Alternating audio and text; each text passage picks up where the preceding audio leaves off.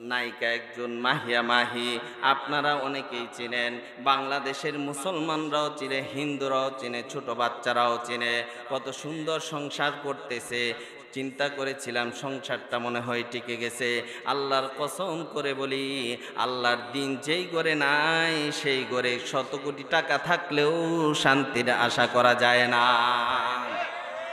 সে নিজেই সাক্ষী দিয়েছে, আমার স্বামী আমাকে অনেক টেক কেয়ার করেছে, আমাকে কোনো কিছুর অভাব দেয় নাই। তারপরেও কেন সংসার টিকে না? তার মানে পরকীয়ার রেশ আছে না নাই? তবে আমি এই কথা বলতে চাই না। অনেকেই তাকে মন্তব্য করে এই সন্তান নাকি তার সন্তান না, আরেকজনের মতো দেখা যায়, কিন্তু আমি সেটা বলবো না। কারণ হচ্ছে ছোট বাচ্চা, সে তো কোনো দোষ করে নাই। দোষ করেছে মা, দোষ করেছে বাবা, দোষ করেছে আমাদের দেশের মন্ত্রী মিনিস্টার, আছে না নাই? আর যেই দিন থেকে আমাদের দেশের নায়ক নায়িকারা ছবি তৈরি করা শুরু করেছে, সেদিন থেকে সেই সমস্ত নায়ক আর নায়িকাদের কপালে বিয়ার শান্তি নাই, সংসারের শান্তি নাই। এই জীবনে দাম্পত্য জীবন কাকে বলে এটা তারা কখনোই বুঝবে না, ঠিক কিনা? এই যে দেখেন না, কখনো কখনো শোনা যায় কোন কোন নায়কের জীবনে বিয়া করতে করতে জীবন শেষ হয়ে যায়, আছে না নাই?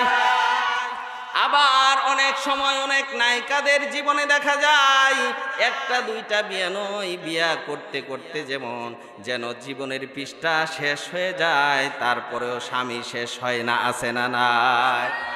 এই তো গতকালকের ঘটনা।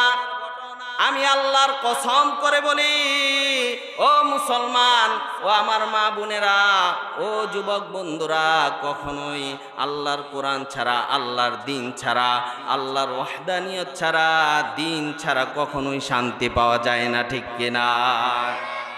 মাছ যেমনি ভাবে পানি ছাড়া বাঁচতে পারে না, মুসলমান কখনোই দিন ছাড়া বাঁচতে পারে না। মুসলমান কখনোই দিন ছাড়া শান্তির আশা করতে পারে না।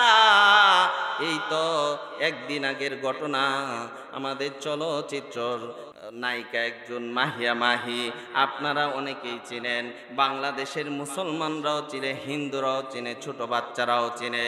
কত সুন্দর সংসার করতেছে। চিন্তা করেছিলাম সংসারটা মনে হয় টিকে গেছে। আল্লাহর কসম করে বলি, আল্লাহর দিন যেই ঘরে নাই সেই ঘরে শত কোটি টাকা থাকলেও শান্তির আশা করা যায় না। সে নিজেই সাক্ষী দিয়েছে, আমার স্বামী আমাকে অনেক টেক কেয়ার করেছে, আমাকে কোনো কিছুর অভাব দেয় নাই। তারপরেও কেন সংসার টিকে না? তার মানে পরকীয়ার রেশ আছে না নাই? তবে আমি এই কথা বলতে চাই না।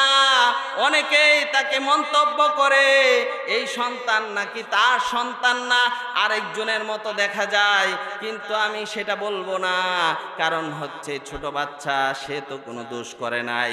দোষ করেছে মা, দোষ করেছে বাবা, দোষ করেছে আমাদের দেশের মন্ত্রী মিনিস্টার, আছে না নাই?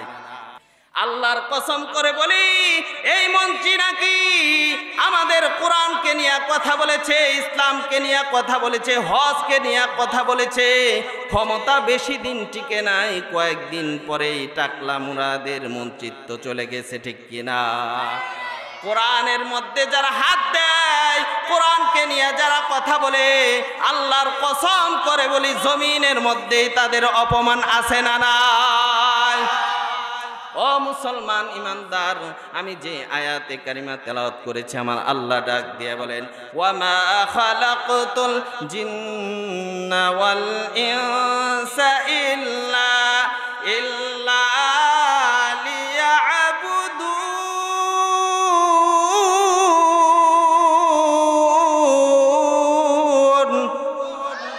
আল্লাহ জানায় দিলেন, ও মুসলমান ইমানদার, আমি তোমাদেরকে এমনি তৈরি করি নাই, আমি আল্লাহ ইবাদত করার জন্য তৈরি করেছি।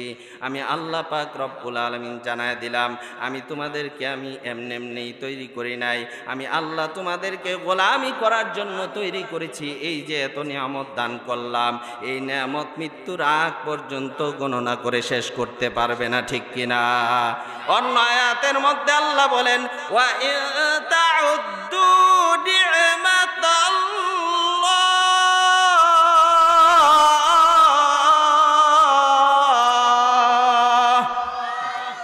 কিয়ামতের আগ পর্যন্ত আমি আল্লাহ যে নিয়ামত দিলাম এই নিয়ামত গণনা করে শেষ করতে পারবে না। এই জন্য আমরা সকলেই নিয়ত করি আল্লাহর নিয়ামতের কথা চিন্তা করব, আল্লাহর গোলামি করব। জমিন আল্লাহর, আসমান আল্লাহর, এই জমিনের মধ্যে হুকুম চলবে আমার আল্লাহ, ঠিক কিনা? আল্লাহ যেন আল্লাহর গোলাম হয়ে কবরে যাওয়ার তৌফিক দান করেন। ওয়া মা তাওফীকি ইল্লা বিল্লাহ। আসসালামু আলাইকুম ওয়া রাহমাতুল্লাহি ওয়া বারাকাতুহু।